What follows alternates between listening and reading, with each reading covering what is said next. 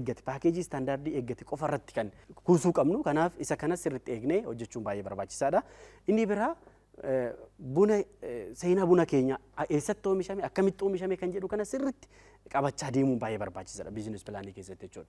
Yeroo baay'ee ispeeshaalii bunni akka addunyaatti ergame kan kwaalitii otuun eegin akka deebi'u kan taasisu tokko maddi jalqabaa tokko maasarratti jechuudha. Ooyiruu irratti yeroo baay'ee buna diimaa qofa yoo funaanne ta'e buna gurraacha buna hin geenye yoo sassaabne deemee qulqullina bunaa irratti gabaa addunyaa irratti illee fudhatama argatu waan ta'eef isa kanarratti sirriitti of eeggannoodhaan buna diimaa qofa funaannee gabaadhaaf dhiyeessuu baay'ee barbaachisaadha. Inni kan biraa buna ilbiisota garaagaraatiin miidhamellee sirriitti keessaa qulqulleessinee buna qulqulluu ta'e qofa gabaadhaaf dhiyeessuu qabna waan ta'eef inni tokko ooyiruu irratti jechuudha. Madda qulqullinni akka hanqina qulqullinaa kan fidan keessa tokko ooyiruu irratti jechuudha. Ooyiruu yeroo funaannu yeroo kunuunsinu dhukkuba garaagaraatiin rukutame yeroo san keessaa qulqulleessinee buna qulqulluu ta'e qofa gabaadhaaf dhiyeessuun baay'ee barbaachisaadha jechuudha. Kan biraa yeroo process goonu yookiin immoo yeroo sona itti daballu qulqullinni bunaa kan hir'atu keessa yeroo sana jechuudha.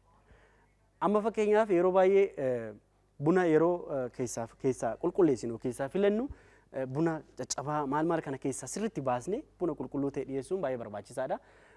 Yeroo gogsinus istaandaardii eegnee istaandaardii addunyaan barbaadu akka biyyaattis barbaadamu eegnee gogsuun baay'ee barbaachisaadha jechuudha. Istaandaardiin akka addunyaatti jiru hanqinoota qulqullina bunaa sadarkaa lamatti qoodaniiru. Sadarkaa tokkoffaa fi sadarkaa lammaffaa jedhanii qoodaniiru. Sadarkaa tokkoffaa jalatti kan ramadan piraayimerii kaatagorii difeekti jennee kan adda baafame tokko buna guutumaan guututti gurraacha ta'e. Inni kun tokko kiloogiraama 300 keessatti tokko keessatti argamnaan gabaa addunyaa irratti fudhatama argatu jechuudha. Kanaaf buna guutuunsaa gurraacha ta'e sirriitti ilaallee keessaa qulqulleessuun baay'ee barbaachisa. Sababni bunni guutuun akka gurraacha ta'u taasisu keessa tokko firiin bunaa muka irratti yeroo dheeraadhaaf yoo ture bunni guutuunsaa gurraacha'ee keessa yoo jiraate qulqullina bunaa keenya baay'ee gadi buusa jechuudha. Inni kan biraa dhukkuba garaagaraatiin bunni yoo rukutame bunni keenya guutumaan guututti ijjisa akka gurraacha'u godha waan ta'eef inni kunis sirriitti of eeggannoo barbaada jechuudha. Kanaaf immoo furmaan ija diimaa yeroodhaan funaanu dhukkubaa fi ilbiisota garaagaraa irraa eeguu fi yeroo qopheessinu sirnaan qopheessuun baay'ee barbaachisaadha jechuudha. Kanaaf kana gochuun baay'ee barbaachisaa. Inni biraa buna guutuusaa dhangaggaa'aa ta'e ispeeshaalii buna guutuunsaa dhangaggaa'aa ta'e isa kanas sirriitti ilaaluu qabna. Inni kun immoo sababni bunni guutuunsaa dhangaggaa'aa akka ta'u taasisu keessa tokko jiidhiinsa olaanaa yeroo funaannu immoo dafnee maasitti bakka itti gogsinutti baasnee yoo gogsine bunni keenya akka dhangaggaa'u taasisa. Kunis gabaa addunyaa irratti fudhatama hin argatu jechuudha. Kan biraa yeroo fermentii godhullee sirriitti yeroodhaan akka fermentii godhu taasisnee buna qulqulluu dhiyeessuun baay'ee barbaachisaadha jechuudha. Inni kan biraa buna fangasiidhaan rukutame akka hanqina guddaatti jechuudha. Kanas sababni kan fidumaa inni dhukkuba fangasiidhaan rukutamuu jiidhiinsa olaanaa keessatti yoo kuusne gogsa sirrii kan taane yoo kan goonu ta'e bunni keenya fangasiidhaan rukutame qulqullina bunaa keenya kan gad buusu keessaa tokko isa kana jechuudha. Kanaanis sirnaan gogsuu jiidhiinsa isaa to'achuu kuusaa qulqulluu irratti kuusuun baay'ee barbaachisaadha jechuudha akka kana hin taaneef. Inni kan biraa hanqinoota sadarkaa tokkoffaa keessa jiran keessaa buna ilbiisotaadhaan guutumaan guututti miidhame. Buna ilbiisotaan guutumaan guututti miidhame hanqina qulqullinaa keessa isa tokkodha jechuudha. Sababni kana fiduuf tokko miidhaa ilbiisotaan yoo miidhame midhaan keenya bunni keenya ilbiisotaan yoo miidhame rakkoo kana fida jechuudha.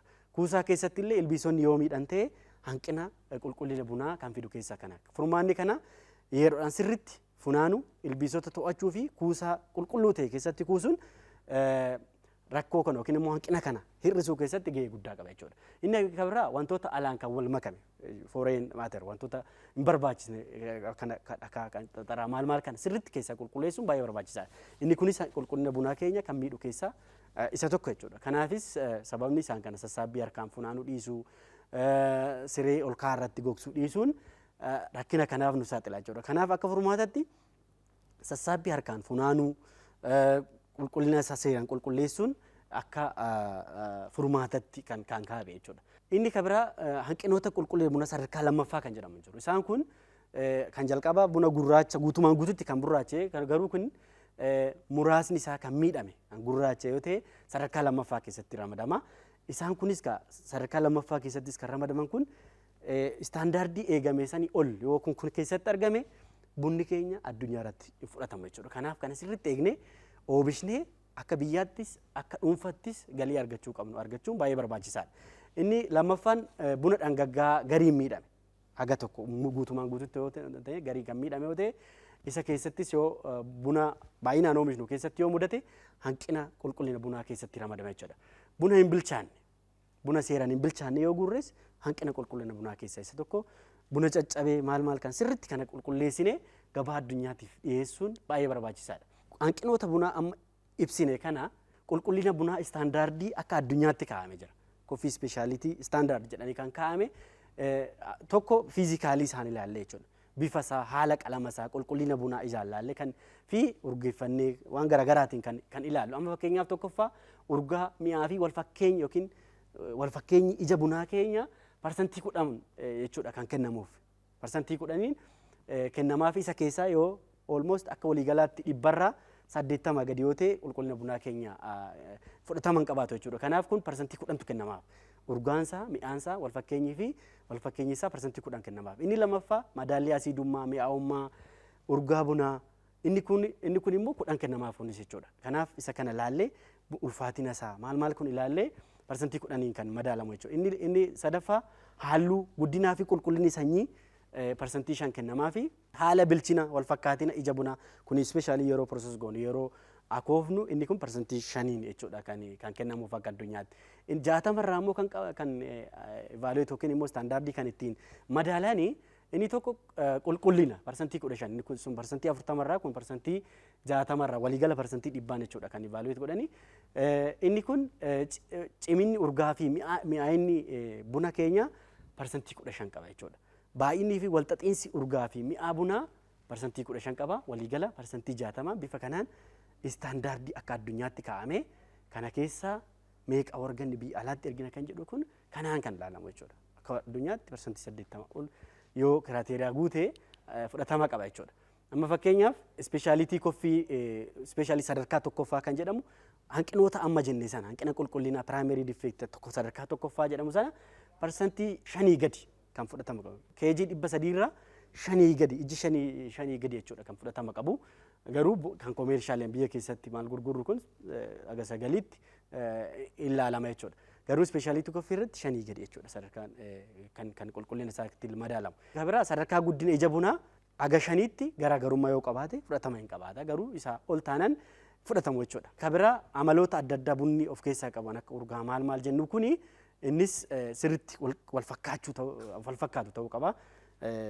Inni kunis akka standaardiitti kaa'amee jira jechuudha. Inni kabira wantoota garaagaraa kan akka wantoota garaagaraa adda addaarraa bilisa ta'uu qaba jechuudha. Kanaaf jiidhiinsi immoo sadarkaa addunyaatti jiidhiinsa 9-13 buna ispeeshaalitii koffii yookiin buna sadarkaa tokkoffaa jennu kanaaf 9-13 in eeyyamama. Isa kanaaf immoo 10-14 jiidhiinsi buna keessatti argamu istaandaardii kanaan jechuudha kan barbaadamu. Waa'ee gabaa haga kana eegee jennee biizines pilaanii keessatti inni kabiraa kan sirriitti ilaaluu qabnu buna yoo akka biizinesiitti fudhannee yoo yaadnu teeknikaal akka teeknika isaa akkamitti oomishnaa kan jedhu sana jechuudha. Inni kun ol ka'iinsa meeqa irratti oomishnaa ol ka'iinsa meeqa irratti oomishne qulqullinni bunaa addunyaa irratti barbaadamu sana amma fakkeenyaaf qulqullina addaa exceptional cap quality kan jennu 1500 2200tti rooba isaa rooba hammamii barbaada pH biyya akkamii barbaada kan jedhu diiteelii isaarra injira waan ta'eef barattus waan ta'eef haala teeknika bunaa ittiin oomishnu sirriitti beeknee itti galuun baay'ee barbaachisa. Inni kabiraa oomishaa fi galteewwan qonnaa barbaachisan walirraa fageenya ispeesingii akkamii fayyadamnaa haala kunuunsi isaa maal fakkaata ispeeshaalii sheedii gaaddisa bunaatiin wal qabatee